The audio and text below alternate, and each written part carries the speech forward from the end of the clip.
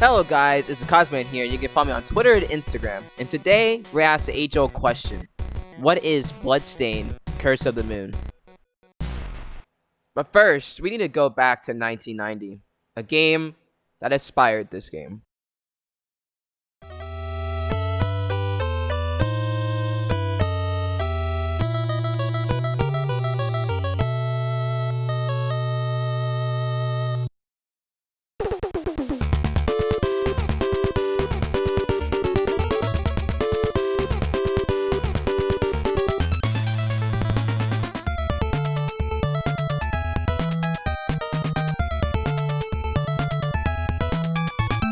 Castlevania 3 is a prime example of how to do a side-scroller right. Coming off an NES trilogy of games that define what a side-scroller should be. It spawned a lot of spiritual successors like Shovel Knight, which took a lot of inspiration from other games, and the game we're talking about today, Bloodstained, which is heavily inspired by Castlevania 3.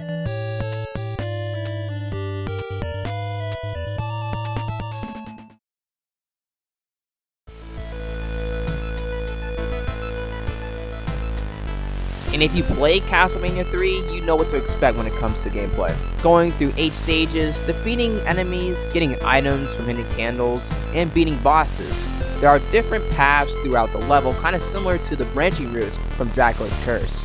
And like Castlevania 3, you get to play as 4 different characters. But what's different about this time is that each character have their own health bars, and each of them have their own different abilities, which kind of happened in Castlevania 3, but it's a lot more distinct here.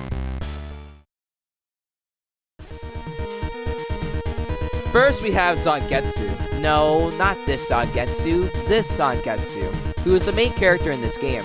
He is a demon hunter, and he has the most health in the group.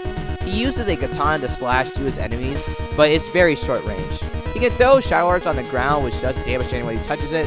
He can cast a buff that does more damage to his enemies, and a whip that swings in a diagonal direction to hit enemies above him. Zangetsu can also kill his allies and take their abilities from himself, and using it to gain more abilities throughout the game. Next up is Miriam, who is the most Belmont of all the characters. She has the whip, which gives her the most range out of everyone. She can slide, she has a range of weapons which includes throwing knives, a scythe that can throw kinda like Simon's Cross, and a big giant ass axe that one-shots most minor enemies. Next up is Alfred, who is a skilled alchemist. For having the worst weapon in the game, and the lowest health out of all the characters, he makes up for it by having the best abilities in the game.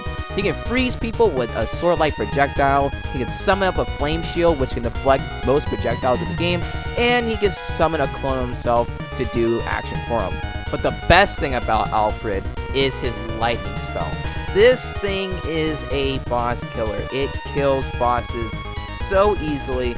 I literally always go and find this thing before I go fight a boss because it is literally just destruction.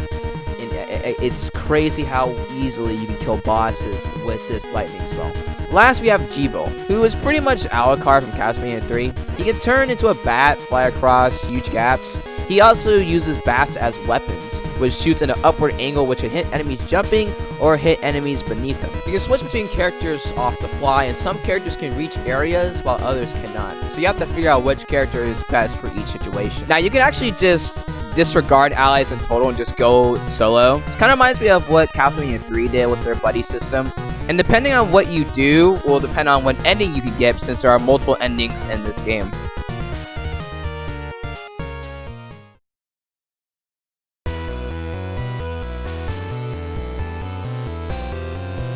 Let's do the enemy roll call. We have archers, demons, these weird looking demons, even more weird looking demons, golems, haunted books, haunted paintings, rats, bats that literally look like the first boss from Castlevania, heads that have spikes on them, knights that throw hammers, knights that throw axes, knights that throw balls of change, knights that have spears. There's a lot of freaking knights in this game. Chests have spiders in them, snakes, a weird wolf unicorn looking thing that shoots fire, frogs that are the most annoying ass things ever, pretty much like the henchback from Castlevania, all these flying enemies, and Scissorman. JonTron's having a gasket right about now. Scissorman!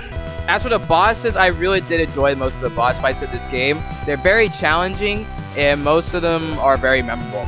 My favorite one had to be Evil Zangetsu, maybe because of the fact that there's so much going on in that entire fight, and if you're not on your toes, you can get fucked up really easily. Also, Jeeble and Alfred do make their own contributions into the whole fight as well.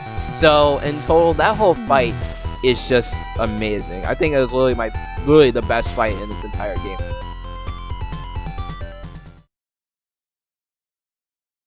And to finally end this off, is this game harder than Castlevania 3?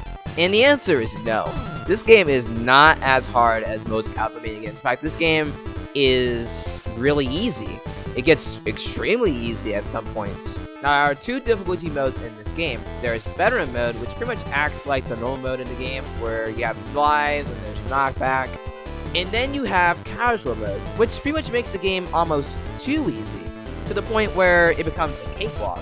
You pretty much get unlimited lives, and enemies do not do knockback to you. So I recommend this mode if only you want to go back and do all the other extra stuff that's in the game, which like multiple endings and stuff like that. But I wouldn't recommend this mode on your first playthrough, because it just makes the game way too easy. You can beat the game in less than 2 hours, but this game is meant to be replayed since there are different routes, choices, depending on what action you do, and different endings.